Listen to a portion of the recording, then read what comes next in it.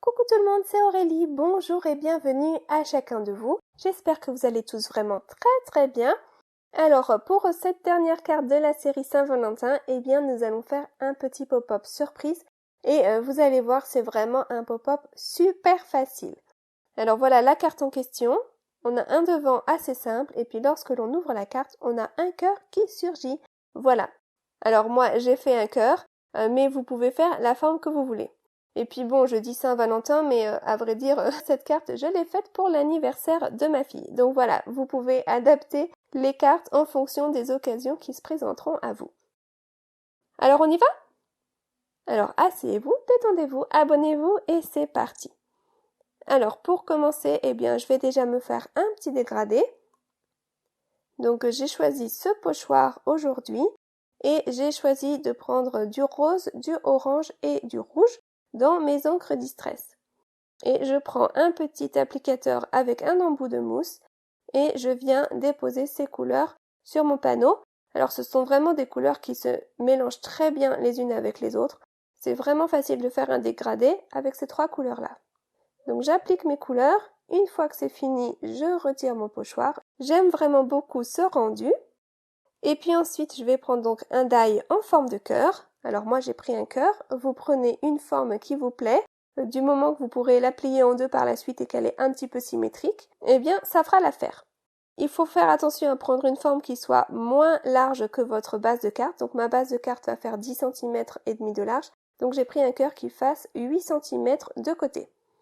Donc je viens placer mon cœur sur le panneau. J'essaye d'avoir un petit peu des trois couleurs, du orange, du rose et du rouge. Et je viens passer ça dans ma machine de coupe. Ensuite, j'ai décidé de rajouter un petit peu de brillant sur ce cœur. Je trouve que ça manquait de brillant. Je prends mes petits post-it chouchou. Donc ce sont des post-it qui collent sur toute la surface. Donc ils sont vraiment très pratiques si vous n'avez pas par exemple de papier de masquage chez vous. Ça fait tout à fait l'affaire. Et j'ai décidé de venir protéger des petites zones. Donc je commence déjà par en isoler une. Et puis ensuite, je prends mon encre brillance dorée. Et je prends un tout petit embout, une petite brosse miniature, c'est une broche de maquillage mais je l'ai détournée, pour mon scrap. Et je viens chercher de l'encre et puis appliquer ça sur mon projet.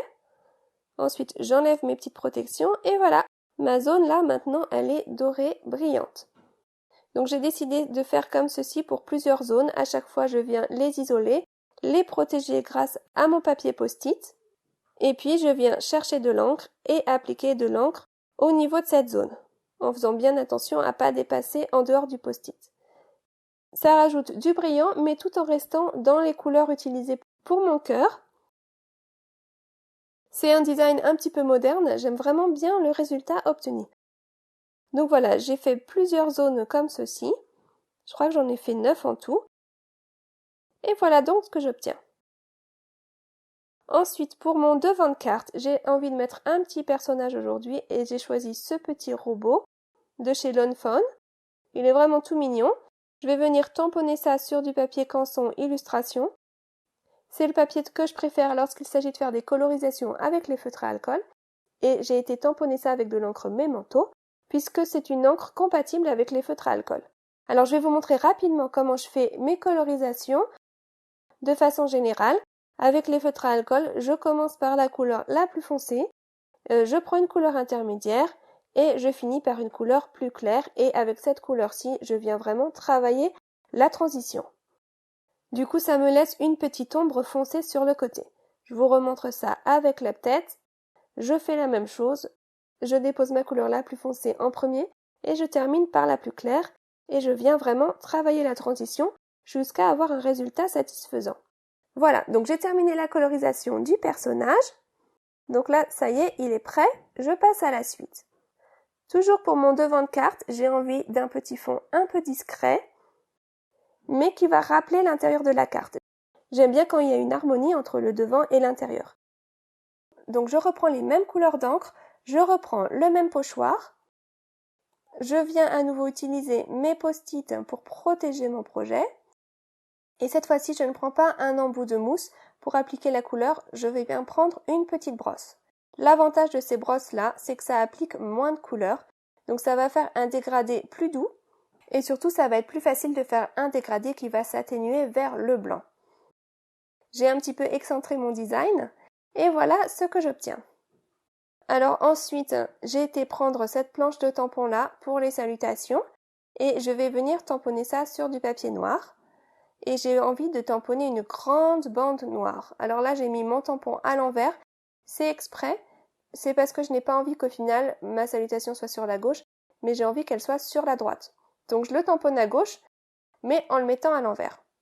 Ne vous inquiétez pas, vous allez comprendre. Donc j'utilise bien mon petit coussinet antistatique. Je viens tamponner ça avec mon encre Versa marque pour embossage à chaud. J'appuie bien de partout. Et puis, je viens déposer de la poudre à embosser blanche, très fine. Voilà. Et puis, je chauffe. Et vous voyez, lorsque je retourne mon papier, eh bien, ma salutation se retrouve sur la droite. Voilà. Donc, j'ai préparé cette longue bande et j'ai préparé également un petit mot pour mettre sur le devant de carte. Donc, je vais déjà finir mon devant de carte. Donc, je prends mon dégradé que j'ai redécoupé un petit peu pour qu'il soit plus petit que ma base de carte. Et je le colle sur un papier gris afin d'avoir un petit cadre gris tout autour. Et ça, je viens le coller sur une base de carte. Donc ma base de carte, elle fait 10,5 x 15 cm environ. Et là encore, j'ai découpé ça un petit peu plus petit pour laisser apparaître un petit cadre blanc tout autour. Voilà. Donc maintenant, je vais pouvoir mettre mon personnage en place avec un petit cœur dans la main et un petit cœur qui s'envole sur le dessus. Et puis, mes petits mots vont se mettre par-dessous ça. Donc, je colle tout ça en place, tranquillement, et voilà. Donc ça y est, c'est mon devant de carte. Il est terminé, je vais pouvoir m'attaquer à l'intérieur de la carte. Alors, pour le mécanisme pop-up de l'intérieur de la carte, je prends donc ma grande salutation et le cœur que j'ai préparé tout à l'heure. Alors, je centre mon cœur sur une de mes lignes. Et à partir du centre du cœur, je vais avoir 10 cm et demi sur le côté. C'est la largeur de ma carte. Donc je vais pouvoir venir coller ma salutation de sorte à ce que le petit mot commence à partir du milieu du cœur. Donc je colle ça en place un petit peu sur le bas du cœur. Voilà, je mets de ma grille pour que ce soit bien aligné. Donc maintenant je prends mon cœur et je vais venir le plier en deux au centre. Donc je mets de ma planche à rainurer. Voilà, je marque le pli. Je plie ça bien en deux. Et voilà ce que j'obtiens. Puis là, vous voyez, entre-temps, j'ai été rallonger ma salutation. Elle est plus longue sur la droite. Ensuite, je replace mon cœur sur ma planche et je repère l'extrémité gauche du cœur et je viens marquer le pli au niveau de la bande noire. Et je fais la même chose de l'autre côté. Je repère l'extrémité du cœur et je marque le pli à ce niveau-là sur la bande noire. Du coup, je vais pouvoir venir plier ça. Et vous voyez, on obtient un petit peu une forme de W ou de M, ça dépend dans quel sens on le tient. Voilà. Donc ça, c'est mon mécanisme pop-up. Vous avez vu, c'est vraiment pas compliqué du tout. Ça y est, il est fait, je n'ai plus qu'à le coller en place. Donc je reprends ma base de carte. Je vais mettre mon cœur un peu sur le haut parce que j'ai envie d'avoir de la place en dessous pour écrire un message. Et puis je place simplement mon cœur bien au centre. Je vais venir replier un des côtés, mettre de la colle au dos et coller ça sur ma base de carte. Et je fais de la même chose de l'autre côté. Je replie le côté, je mets de la colle au dos et je replie ça sur la base de carte. C'est vraiment pas compliqué du tout. Et lorsque je referme la carte, le cœur se plie à l'intérieur. Je peux couper ce qui dépasse et voilà. Voilà mon pop-up. Vraiment tout simple, non? Là encore, c'est pas mon idée. C'est inspiré encore une fois d'une vidéo de Jennifer Maguire. Ensuite, en dessous de ma salutation, j'ai envie de mettre une autre petite salutation. Donc j'ai été tamponner un petit mot supplémentaire sous ma salutation. Voilà. Hors écran, j'ai été rajouter quelques petits brillants sur le devant de la carte. Et voilà, ça y est, ma carte terminée. Alors une carte faite à l'occasion de la Saint-Valentin parce que c'est un cœur, mais vraiment une carte que vous pouvez adapter toute l'année pour dire à vos proches que vous tenez à eux. Puis bien sûr, le design, vous adaptez ça avec les couleurs qui vous plairont, les formes qui vous plairont. Simplement donc, quand vous choisissez votre forme, faites attention à ce que la largeur de votre forme soit moins large que la largeur de votre carte. C'est tout. Parce que sinon, lorsque vous allez fermer votre carte, votre forme va dépasser. Donc faites attention à ce que ce soit moins large. C'est la seule chose à faire attention. Voilà donc pour la petite carte du jour. J'espère qu'elle vous aura plu. Je vais vous remontrer les 3 cartes que nous avons fait à l'occasion de la Saint-Valentin. Juste pour vous montrer qu'avec une seule et même forme, eh bien, on peut varier les plaisirs. Et puis comme ça, eh bien, vous allez pouvoir me dire laquelle des 3 vous préférez. Donc la première que nous avions fait avec un petit cœur pivot qui révélait un espace surprise pour écrire un message caché derrière. La seconde carte, la voici, c'était avec une ouverture originale,